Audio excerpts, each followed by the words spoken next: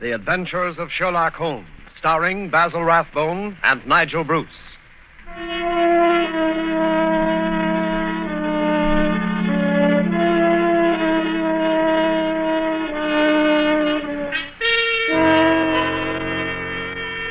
The makers of Grove's bromoquinine tablets bring you another adventure of Sherlock Holmes, with Basil Rathbone as Sherlock Holmes and Nigel Bruce as Dr. Watson.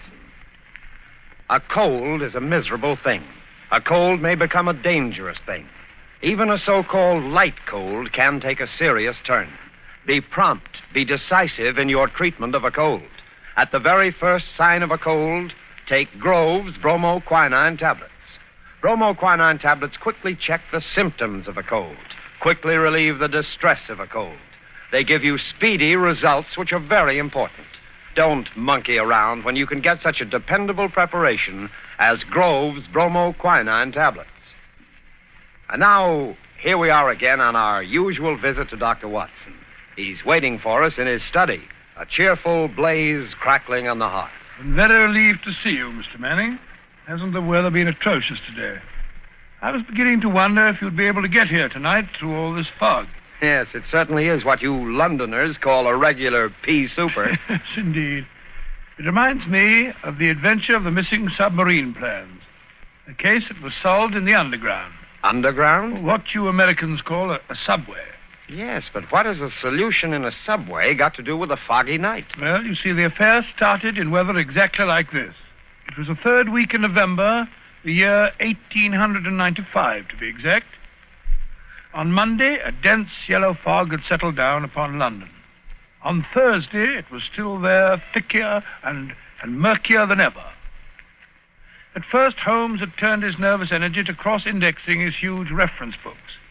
But when, after pushing our breakfast chairs back for the fourth morning, we saw the greasy brown swirl still drifting past the windows, Holmes's patience snapped.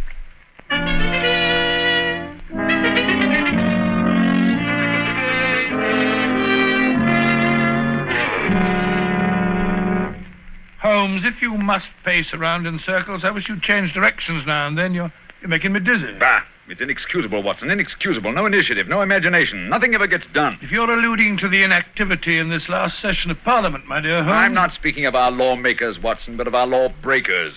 The London criminal is certainly a dull fellow. What makes you say that? Well, look out of the window. Ideal weather for committing a crime. The criminal advances on his intended victim practically unseen. He pounces and disappears into thin air. There have been numerous petty thefts, I believe. Petty thefts, pickpockets, ragamuffins. What's the country coming to? Now, if I were a criminal, Watson... Well, I, for one, would move to America. Oh, hello. Mrs. Hudson's knocking. Excited. What's up, I wonder? Yes, Mrs. Hudson, what is it? Oh, a telegram for me. Yes, sir. Very well, thank you.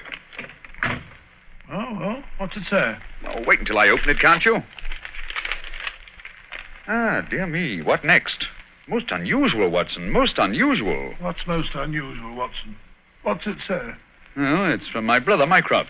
You remember him. He helped us solve the case of the Greek interpreter. He's coming here. Why not? What's so phenomenal about Why this? not? Why not, indeed? It's as startling as it would be to meet a tram car coming down a country lane. Yes, now I come to think of it. Mycroft is rather like a tram car. His rails lead from his Pall Mall lodgings to the Diogenes Club in Whitehall. That's his circle. I wonder what upheaval could have derailed him. Doesn't the telegram explain? It says, must see you about Cadogan West, coming at once. Cadogan West? Cadogan West? Why, that's the young chap who's found dead in the underground on Tuesday morning. I remember reading about it in the papers. Oh? The young man had apparently fallen out of a train and killed himself. He hadn't been robbed, and there was no reason to suspect violence. Quite an uninteresting case, if I remember correctly. And yet, it's serious enough to cause Mycroft to alter his habits. No, Watson. This must be an extraordinary event. Do you recall any other facts about the affair?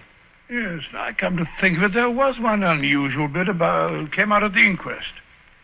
They were unable to ascertain at what point he entered the train, because his ticket was missing. Strange. What articles were found on the body? Oh, £2.15, I believe it was, a checkbook and... Oh, yes, 2 dress circle tickets for the Woolwich Theatre. dated for that evening. Theatre tickets, eh? Then it wasn't suicide. A man doesn't procure theatre tickets for the evening on which he intends to end his life. Anything else? A small packet of technical papers. Technical papers? What kind of technical papers? The newspapers didn't say. As serious as that. What did the young man do? Where was he employed? He was a clerk at Woolwich Arsenal. Government employ. There we have it, Watson. British government, Woolwich Arsenal, technical papers. That's why Mycroft is involved in this affair. I don't understand. No, I suppose not. Watson, have I ever told you what Mycroft is? Your brother, of course. Oh, no, Watson. Do you have to be so dense? I mean, do you know what he does? I seem to have some vague recollection that you once told me that he'd held some small office under the British government. It would be more accurate to say, in a way, that he is the British government. What? His position is unique. He made it for himself.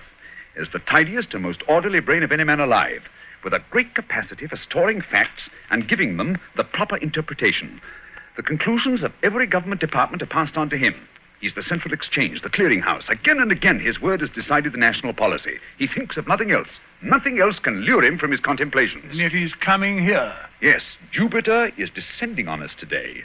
What on earth can happen? Watson, that sounds suspiciously like a bad pun. Here he is, if I'm not mistaken, to speak for himself. Come in. Hello, Mycroft. What's up? You look flustered. Most annoying business, Sherlock, most annoying. You know how I dislike altering my habits. Extremely awkward for me to come away from the office, particularly with Siam in its present state. Oh, dear me. Yeah, sit down, Mycroft, sit down. You know Watson, of course. Yes, of course. I'm trying to find a chair that I can trust to hold me. I'd better take the sofa. You certainly haven't got any thinner. I've never seen the Prime Minister so upset. As for the Admiralty, it's buzzing like an upset beehive. You know anything about the case? Watson's just been telling me what was in the newspapers. Just what were the technical papers found on the body? Sherlock, for the love of heaven, not so loud. Those papers which the wretched youth had in his pocket were none other than the plans of the Bruce Partington submarine. Oh? A submarine which will completely revolutionize naval warfare. The most important papers in our government archives. Under no circumstances could they be removed from the office. Even the chief constructor of the Navy was forced to go to Woolwich if he desired to consult them. And yet we find them in the pockets of a dead junior clerk in the heart of London. Yeah, from an official point of view, it's deplorable, my dear Mycroft. Simply deplorable. You may laugh, Sherlock, but this country won't be safe until they're recovered. But I thought you said that they were found in the pocket of this chap, Cadogan West. 10 papers taken from Woolwich. 7 were found in the pockets of Cadogan West. 3 are still missing, the 3 essential ones. To recover those 3 papers is imperative. The peace of Europe depends on them. Nice little problem, eh, Watson?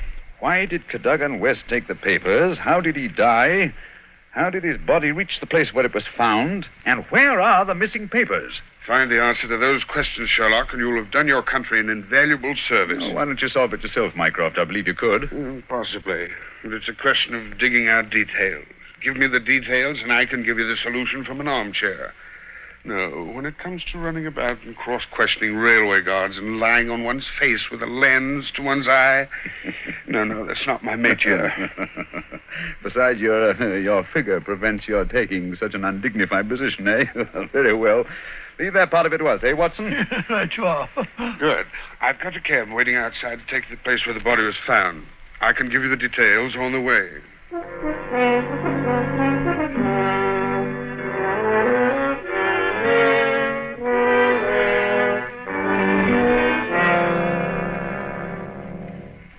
Now, Mycroft, who was the official guardian of these famous papers? No less a personage than Sir James Walter, a gentleman who's grown grey in the service. His patriotism is beyond suspicion. A bachelor, if I'm not mistaken. Lives with his brother. Yes. He was at the house of Admiral Sinclair at Berkeley Square during the whole of the evening when this accident occurred. The Admiral vouches for him. He's one of the 2 who have the only keys to the safe. And his key was with him all evening? Right. His key, the key to the building, and the key to the room. Who was the man with the other key? The senior clerk, Mr. Sidney Johnson. Man of 40, married, silent, morose, with an excellent service record. Any alibi? He, too, had his key with him and seems to have spent the evening playing a game of draughts with a green grocer around the corner from his lodgings. Of course, he has only the word of this green grocer to back him up. Oh, come, my dear Mycroft. No class discriminations, please. The word of a greengrocer is often just as good as that of an admiral. What about Cadogan West? He had a good reputation. A bit hot-headed, but straight and honest. At least, everyone thought so. He was next to Sidney Johnson at the office. His duties brought him into daily personal contact with the plans. No one else ever had the handling of them. Oh, it's perfectly clear. He must have taken... Not so fast, Watson, not so fast.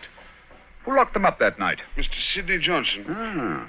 They were of value, commercially, I mean. Oh, yes. There's no doubt that West could have got several thousands for them very easily. And yet, only a small amount of money was found on the body. Perhaps the buyer took it back after he'd murdered West. What puzzles me is, how did West obtain possession of those papers? To do so, he must have had a false key. Several false keys, Sherlock. He had to open the building and the room as well. Oh, well. Several false keys, then. Let me see. Suppose West did take the papers and went into town. And on the way back to Woolwich, where he is hoping to replace the papers, he's killed and thrown from the train. But the spot where the body was found is considerably past the station for London Bridge, which is the route to Woolwich. That's interesting. Also, if young West did make an appointment with some foreign agent to sell the papers that night, why didn't he keep the evening clear? Why buy 2 theater tickets? Exactly. Furthermore, he actually escorted his fiancée halfway there before he disappeared. Blind. That's what it looks like to me. Why did he take the papers at all? Why not copy them out in the office and sell the copies? He certainly had plenty of opportunity to do so. And why the absence of his underground ticket? Perhaps the ticket would have shown us which station was near the agent's house. So the murderer destroyed it. Good, Watson. Very good. And yet, I wonder. Well, here's the underground station. The railway authorities have sent a man round to show the exact place where the body was found. You won't change your mind and come with us? Well, crawling round that black hole on my hands and knees, not very likely. Well, I shall expect a report on your efforts this evening. Never expect too much, Mycroft. Never expect too much.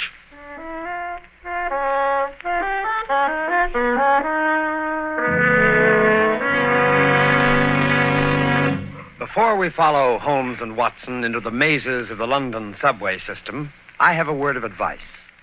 Every year, colds cause a lot of sickness. Every year, they cause a lot of expense and time lost from work. Always regard a cold seriously. Always treat it earnestly. At the first sign of a cold, take Grove's bromoquinine tablets. Bromoquinine tablets are famous relief for the distress of a cold. Their efficacy has been fully established. Bromoquinine tablets go right to work on a cold symptom. They don't waste any time. They don't pull any punches. They quickly relieve the misery of a cold. They help reduce the fever of a cold. Thousands of people keep bromoquinine tablets handy all winter. Thousands of people depend on them as their relief for colds. No other preparation enjoys greater confidence than bromoquinine tablets. Follow the example of millions, and at the first sign of a cold, take Grove's bromoquinine tablets. Get them at any drugstore, a few cents a box. Ask specifically for Grove's, Groves. Bromo, Bromo. Quinine, Quinine. Grove's bromoquinine tablets.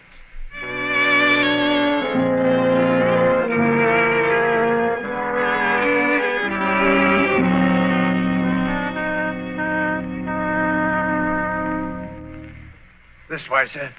Step right along the tracks. But it isn't safe. Supposing a train should come shooting round that curve. Oh, that's all right, sir.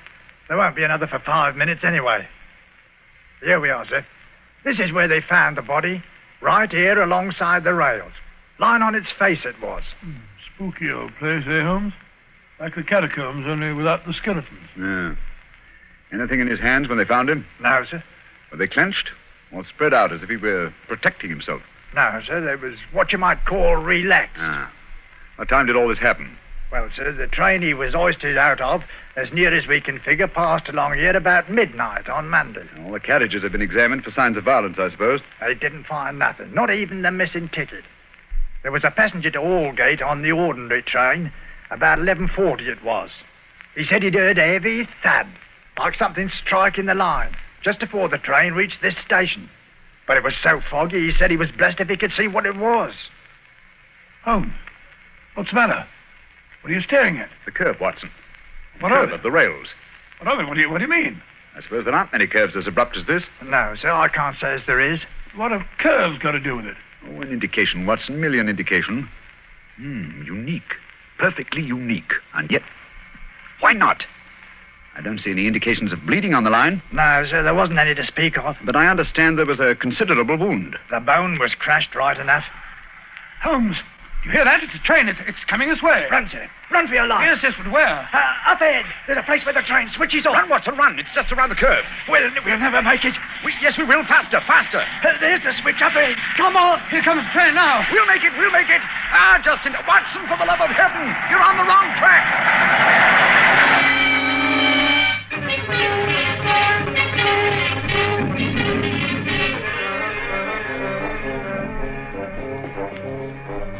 Well, that was a narrow escape, Holmes. I must say my knees are still shaking. Look at the shoulder of my coat where you pulled at me. Lucky thing for you that I did. Where are we off to now in this fog? Yes, it's a nice afternoon. Suppose we pay a few calls.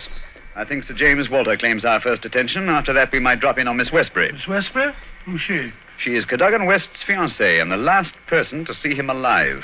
Holmes, we seem to be going around in circles. We've accomplished absolutely nothing so far except to get ourselves nearly annihilated in the underground.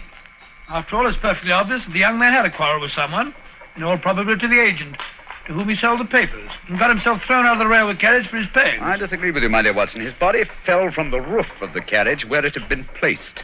Cadogan West met his death elsewhere. The roof of the train? Consider the facts, Watson. A, the curve in the tracks. The body is found at a spot where the train pitches and sways as it comes around the points. B, there was no ticket. C, there were no signs of bleeding on the line because the body had bled elsewhere. Of course. Everything fits together, but where was the body placed on the train? I think I can make a fair guess at that, my dear Watson. Here we are. This is the famous official villa of Sir James Walter. And that, if I'm not mistaken, is his brother, Colonel Valentine, just coming out of the house. What's the matter with the man? He looks positively haunted. Oh, pardon me, Colonel Valentine, but can you tell me if Sir James is at home? Sir James, sir? Sir James is dead. Good heavens, dead? He died this morning. It's terrible. Terrible. How did he die? Oh, it's this horrible scandal. My brother, sir, was very sensitive of his honor. He couldn't survive the disgrace to his department. It broke his heart. Pardon me, gentlemen, I must go. It broke his heart. Most appalling development. Eh, Holmes? I wonder if his death was natural, or if the poor fellow killed himself.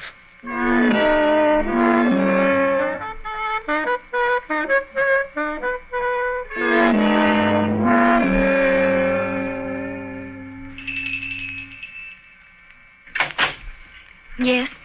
Will you tell Miss Westbury that Mr. Sherlock Holmes would like to see her? Oh, please come in, gentlemen.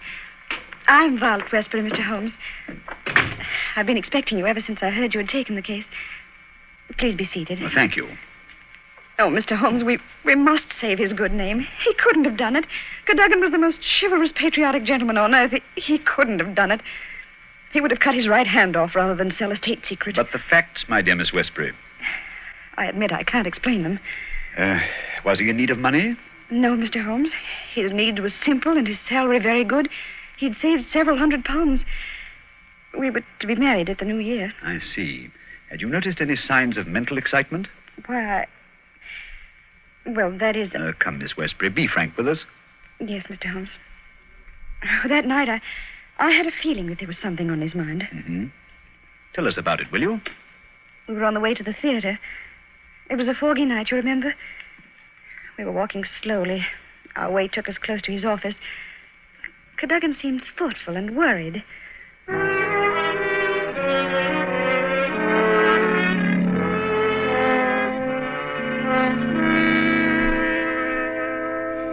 Darling, what's the matter? You haven't said a word for the last 5 minutes. Have I said or done something? Of course not, silly. It's just that I've got something on my mind. Oh, why not tell me about it? Perhaps I can help. It's no use, Vi. It's too serious for me to talk about, even to you. You know, sometimes, Caddy, I feel just the least little bit jealous of that old job of yours when you're cooped up in that building all day. Oh, now you're not going to be jealous of the building. Well, not really. But it is funny to think of a husband having secrets he can't tell his wife. Mighty important secrets, I can promise you. There's one in particular that any foreign spy would pay good money to get hold of. How thrilling. Well, I don't know. They're awfully slack about some things over there in that building, Violet. Much too slack. It would be too confounded easy for a traitor to get his hands on those plans. What plans? Never mind, darling. I guess I'm getting a bit melodramatic. But there's something been worrying me. Hello, what's that? What's what? Over there, that shadow moving along the side of the building. It's a man. So that's it. I always suspected... Oh, what's the matter? You're so excited. What's wrong? Stay here, Violet. There's something I have to find out. Stay here.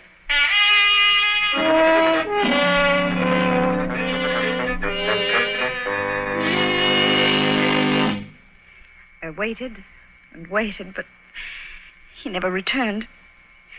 Oh, Mr. Holmes, if you could only save his honor, it meant so much to him. We shall do our best, Miss Westbury. This shadow, this man moving along the building. Did you see it, too? I think I did, Mr. Holmes. But the night was so foggy, I can't be sure. But there must have been a man. Another man. It couldn't have been Cadogan. Surely character goes for something. Let us hope so. Come along, Watson. We must return home. I'm expecting an answer to some telegrams I sent Mycroft early this afternoon.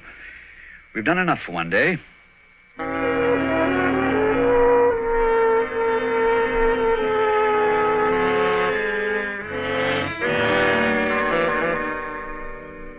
Holmes, where have you been all day? You left this morning before I was up. Now you've come home with your towel awry, your suit torn, and as ravenous as a wolf. Yes, I've had a bit of exercise, my dear Watson. Pass me the tongue, will you? It would have done you good to go along. Yes, well, what were you doing? Investigating the premises inhabited by foreign spies known to have been in London on last Monday.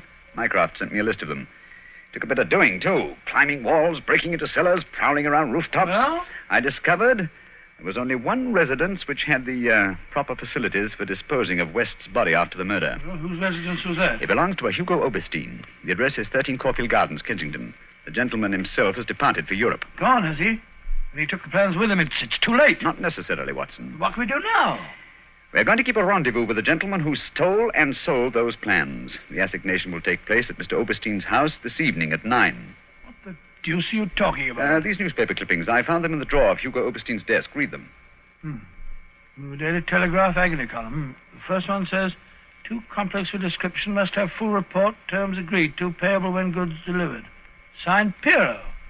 Piero, indeed. Sounds like a Mardi Gras. Now, read on, Watson, read on. Second goes, matter presses, must withdraw offer unless contract completed. Piero again. And the last, dated Monday, the day the crime was committed. Monday night after 9, 2 taps, payment in hard cash. I say, do you think it was a submarine that the plans that he was buying? I'm almost positive. And Piero was Oberstein himself. But we'll find out for certain this evening. I've invited the gentleman who sold the papers to meet us. How? I don't understand. I inserted this advertisement in today's Daily Telegraph. Tonight, same hour, same place, 2 taps, vitally important. Your own safety at stake. Signed, Piero, as usual. By George, if he answers that, we've got him. Unless we're too late. Come along, Watson. There's no time to lose. You can take this package for a change. I've been carrying it around all day. What's in it? Oh, just a jemmy, a dark lantern, a chisel, and a revolver. Nice equipment for a respectable citizen to be carrying about the streets of London, I must say. Yeah, you know, Watson, there are times when I suspect we aren't quite respectable.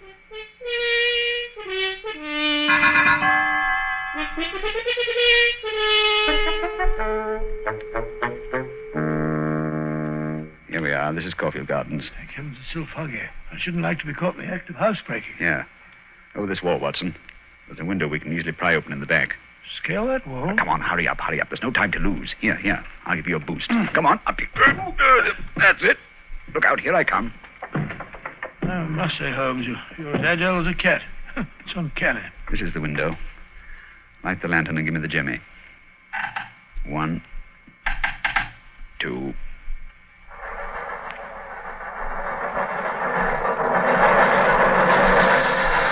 Holmes, the underground runs right past here, almost on the level of these windows. I could have reached out and touched it. Yes, quite convenient, wasn't it? It was here the body was placed on the roof of a train. Look out of this, look on this windowsill. You can see the soot is blurred where they rested the body. And here, look. This brown stain is blood. Nasty, eh, Holmes? Let's get on to the house. Very well, then. Come along. The window's open. Easy, don't break the glass. Supposing Oberstein should happen to return home. Well, we must take our chances in this business. Come along, Watson, come along. Our visitor will expect to be let in by the front door. I wish these stairs didn't squeak so. 9 o'clock. We can expect him at any moment now. You take your position on one side of the door. I'll be on the other. So we can pounce on him when he enters. I'll throw my greatcoat over his head. I wish he'd hurry. Shh, Watson. What if he doesn't come? There he is. Ready now. I'll open the door. You wanted me? No, you don't. Take that. What the... Easy, Watson, easy. All right, Holmes, I've got him. Well, let's take a look at our catch. Take the overcoat away, Watson. Right. Hi, It's Colonel Valentine Walter, Sir James's brother. Quite. Well, sir, what have you to say for yourself? Why did you steal the Bruce Partington plans? Who are you? What do you know about this? I am Sherlock Holmes, and I know everything. Oh, this is terrible. I'm lost. I didn't realize their importance until my brother killed himself. But I needed the money. I had to have it. Oberstein offered to give it to me if I'd let him see the plans. So you took an impression of your brother's key, opened the safe, and procured the papers. Cadogan West saw you leaving the building, followed you here, and you killed him. No, I didn't do that. I swear I didn't do it. No? Then perhaps you'd better tell us who did murder Cadogan West and placed him on the roof of the railway carriage. I'll tell you. I promise you I will. I did the rest. I confess it, but not that. Very well, then. How did it happen? I got the papers, as you've discovered. Made my way through the fog until I reached the door. Once or twice, I fancied I was being followed. I could hear footsteps on the pavement behind me.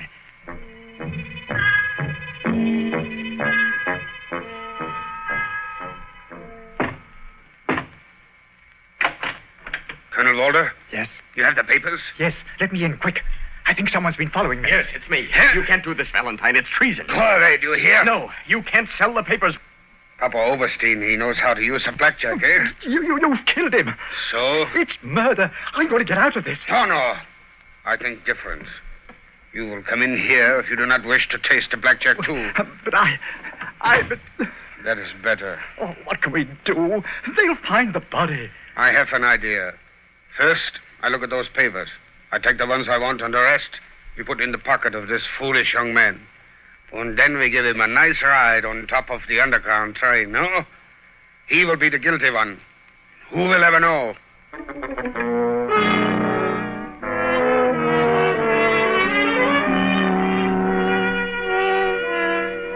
What a thoroughly unpleasant gentleman. What a pity that he got away with the papers, Dr. Watson. Oh, but he didn't.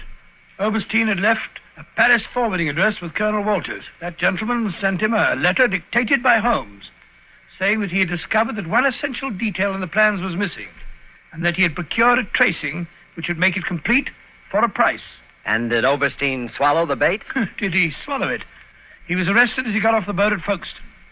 Some weeks later, I learned, incidentally, that Holmes had spent a day at Windsor Castle and returned with a remarkably fine emerald tie-pin.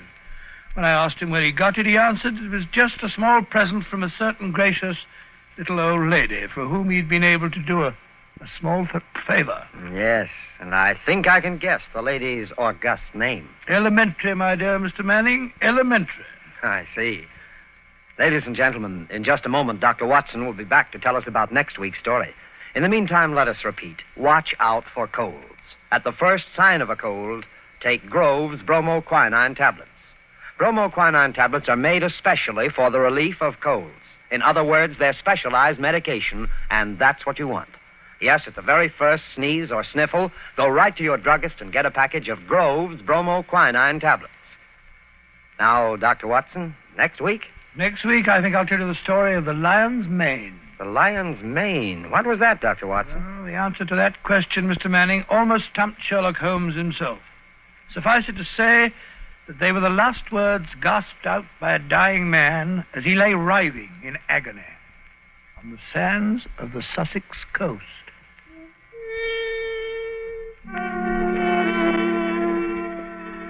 You have been listening to a Sherlock Holmes adventure, adapted from Sir Arthur Conan Doyle's story, The Bruce Partington Plans, with Basil Rathbone as Sherlock Holmes and Nigel Bruce as Dr. Watson. The dramatization was by Edith Miser. This program is presented from Hollywood every week at this same time by the makers of Grove's bromoquinine tablets. Quick relief for colds. This is Knox Manning speaking.